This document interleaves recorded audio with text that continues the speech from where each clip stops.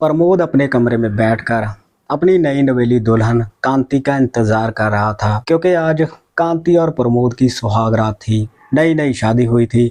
घर में बहुत रिश्तेदार आए हुए थे। सभी लोग नाच रहे थे, गा रहे थे। घर में गीत संगीत बज रहा था, क्योंकि प्रमोद की शादी से सभी लोग बहुत खुश थे।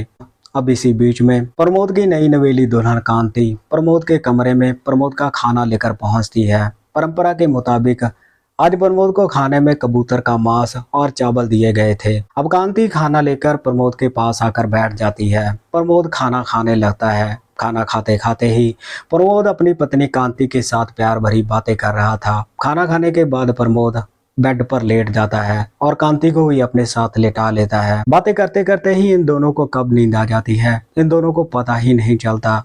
लेकिन अब जैसे ही आधी रात होती है, तब प्रमोद की आंख खुलती है और प्रमोद अपनी पत्नी कांति के साथ छेड़खानी करने लगता है, जिसकी वजह से कांति भी जाग जाती है। प्रमोद काफी देर तक अपनी पत्नी के साथ छेड़खानी करता है और छेड़खानी करने के बाद वो अपने और अपनी पत्नी कांति के कपड़े अलग कर देता है और अपनी पत्नी के साथ शारीरिक संबंध बनाने लगता है। संबंध बनाने की वजह से कांति को दर्द हो रहा था। वो तेज तेज आवाज करने लगती है, लेकिन प्रमोद कांति से कहता है चुप हो जाओ, घर में बहुत रिश्तेदार हैं, वो सुनेंगे तो क्या सोचेंगे। कांति चुप हो जाती है और प्रमोद लगातार कांति के साथ शारीरिक संबंध बनाता है। संबंध बनाने के बाद दोनों थककर उसी बेड पर सो जाते हैं। लेकिन जैसे ही अगली सुबह निकलती है तो प्रमोद देखता है कि घर में हड़कंप मचा हुआ था।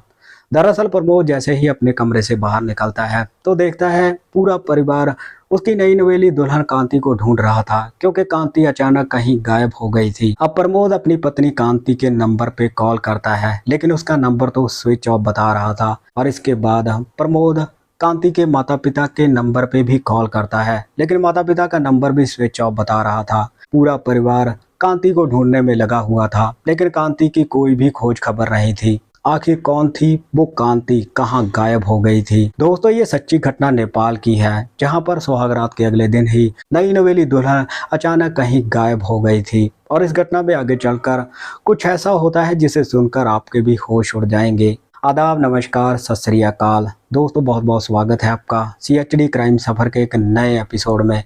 मैं उम्मीद करता हूँ आप सब ठीक ठाक होंगे। दोस्तों, ये चैनल अभी छोटा है, इसे आपके प्यार और सपोर्ट की बहुत ही ज़्यादा ज़रूरत है। इसीलिए वीडियो को देखने से पहले मैं आपसे ये रिक्वेस्ट करता हूँ कि चैनल को सब्सक्राइब और वीडियो को लाइक कर दें। 10 अप्रैल 2014 नेपाल का मशहूर जिला जनकपुर, इसी जनकपुर के रहने वाले पवन राजपूत।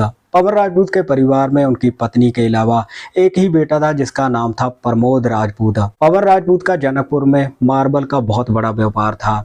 इनके पास करीब 50 लोग काम करते थे। इनका परिवार जनकपुर के संपन्न परिवारों में गिना जाता था। पवन राजपूत का इकलौता बेटा प्रमोद राजपूत काठमांडू में ही रहकर CA की पढ़ाई कर रहा था।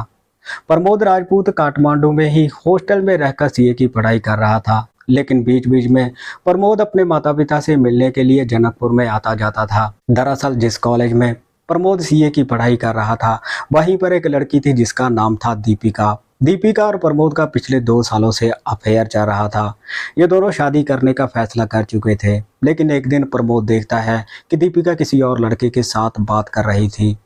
और प्रमोद जब दीपिका के पास जाकर उससे पूछता है तो दीपिका प्रमोद को साफ साफ इनकार कर देती है। वो उसे कहती है कि अब वो प्रमोद के साथ नहीं रहेगी। ये बात सुनकर प्रमोद को काफी धक्का लगा था और वो उस दिन पूरा दिन अपने कमरे में बैठकर रोता रहता है। और प्रमोद अब ये फैसला करता है कि वो जनकपुर में जाकर अपने पिता के काम में ही हाथ बटाएगा। इसके 15 दिन बाद ही प्रमोद काठमांडू से जनकपुर में आ जाता है और अपने पिता के मार्बल के कामों में हाथ बटाने लगता है। दरअसल प्रमोद अपने पिता के बिजनेस को बड़े लेवल पर ले जाना चाहता था। प्रमोद को इस तरह से काम करते हुए देखकर प्रमोद के परिवार वाले बहुत खुश थे। वो सोच रहे थे बेटे ने टाइम पर ही बिजनेस को संभाल लिया है। अब क्योंकि प्रमोद बिजनेस को बड़े लेवल पर ले जाना चाहता था, इसके लिए जरूरत थी और कारीगरों को भर्ती करने की। और अब प्रमोद वैकेंसियां निकालता है और नए लोगों को भर्ती करने लगता है। इसी बीच में एक दिन कांति नाम की एक लड़की प्रमोद के पास पहुंचती है जॉब मांगने के लिए। कांति जो दिखने में काफी खूबसूरत थी और काफी पढ़ी लिखी भी थी। कांति प्रमोद से कहती है कि अगर मेरे लिए कोई जॉब है तो मुझे बताओ।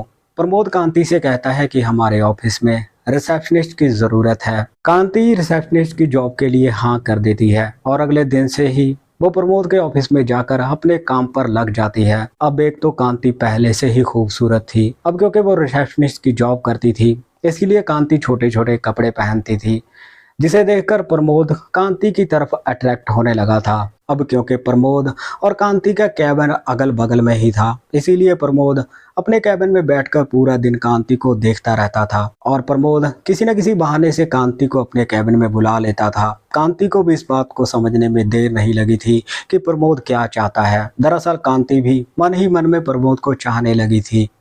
अब एक दिन प्रमोद कांति को अपने साथ डिनर पर लेकर जाता है। दोनों डिनर करते हैं और इधर उधर की बातें करते हैं। तभी प्रमोद कांति का हाथ पकड़कर उसे आई लव यू कहता है। बदले में कांति भी प्रमोद को आई लव यू कहती है। दोनों बहुत खुश थे। प्रमोद और कांति अब हर रोज ही घूमने जाने लगे थे। प्रमोद कांति को अपने घर में भी ले जाने लगा था।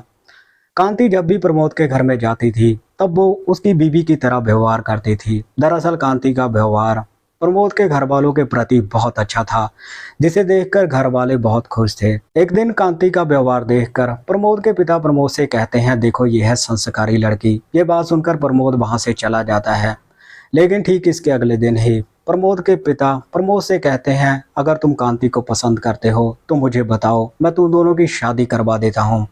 प्रमोद कुछ नहीं बोलता, वो शर्मा कर वहां से चला जाता है। मतलब पिता के लिए ये एक हरी झंडी थी। अब प्रमोद के पिता प्रमोद से कहते हैं, कांति से कहो मैं उसके माता पिता से मिलना चाहता हूँ। अब प्रमोद कांति के पास जाता है और उसे कहता है, मेरे माता पिता तुम्हारे माता पिता से मिलना चाहते हैं। ये बात सुनकर कांति प्रमोद से कहती है कि मेरे माता पिता अभी गांव में गए हुए हैं, जैसे ही वो गांव से आएंगे मैं तुम्हारे माता पिता से उन्हें मिलवा दूंगी। अब एक हफ्ते बाद कांति के माता पिता गांव से आ जाते हैं और प्रमोद के माता पिता से मुलाकात करते हैं। दोनों परिवारों की सहमति से कांति और प्रमोद की शादी पक्की कर दी जाती है। 17 जून 2017 को प्रमोद और कांति की शादी बड़ी ही धूमधाम के साथ करवाई जाती है।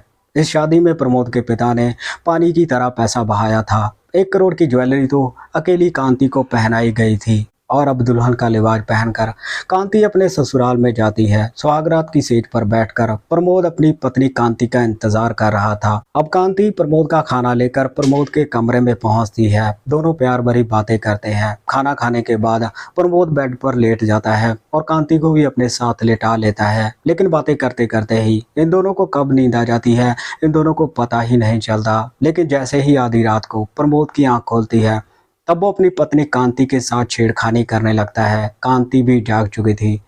अब कुछ देर तक छेड़खानी करने के बाद प्रमोद कांति के साथ शारीरिक संबंध बनाता है। उस रात कई बार प्रमोद ने कांति के साथ संबंध बनाए थे। संबंध बनाने के बाद थक कर दोनों सो जाते हैं। लेकिन जैसे ही अगली सुबह निकलती है तो प्रमोद देखता है कि कांति कहीं पर गायब हो चुकी थी। पूरा परिवार कांति को ढूंढने में लगा हुआ था, लेकिन कांति का कहीं भी कुछ भी पता नहीं चल रहा था। यहाँ तक तो मैंने आपको बता दिया था, अब आगे। अब प्रमोद की माँ प्रमोद के पास पहुँचती है और उसे बताती है कि घर से 1 करोड़ की ज्वेलरी गायब है। ये बात सुनकर परिवार वालों के पैरों तले जमीन खिसक जाती है और अब परिवार वाले ये फैसला करते हैं कि वो पुलिस के पास जाएंगे। थोड़ी ही देर बाद परिवार वाले नजदीकी पुलिस स्टेशन में पहुंचते हैं और वहां के थानेदार को घटना के बारे में बताते हैं। घटना को सुनकर थानेदार के भी होश उड़ जाते हैं और अब कांति और उसके माता पिता का पता लगाने के लिए पुलिस वाले इनके नंबर को सर्विलांस पर लगा देते हैं। इसके थोड़े दिनों बाद ही पुलिस कांति और उसके माता पिता की लोकेशन को ट्रैक कर लेती है। कांति और उसके माता पिता की लोकेशन काठमांडू के किसी रेलवे स्टेशन की थी। अब पुलिस देर न करते हुए काठमांडू के उस रेलवे स्टेशन पर पहुंचती है और कांति और उसके माता पिता को गिरफ्तार करके जनकपुर में लाया जाता है। इसके बाद पुलिस जब कांति से पूछताछ करती है तब ये लोग बताते हैं कि इन लोगों ने प्रमोद को ठगने के लिए ही ऐसा किया था। इसके बाद पुलिस वाले कांति और उसके माता पिता के ऊपर ठगी का मुकदमा दर्ज करके इन्हें जेल में भेज देते हैं। दोस्तों, ये थी आज की सच्ची घटना। बाकी इस घटना के बारे में आपकी क्या राय है? आप अपनी राय कमेंट सेक्शन में ज़रूर रखिएगा। इस घटनाक्रम को सुनाने का मकसद किसी को परेशान करना या दुखी करना नहीं था। सो मिलते हैं किसी और घटना में, तब तक आप अपना ख्याल रखिए, सतर्क रहिए। जय हिंद।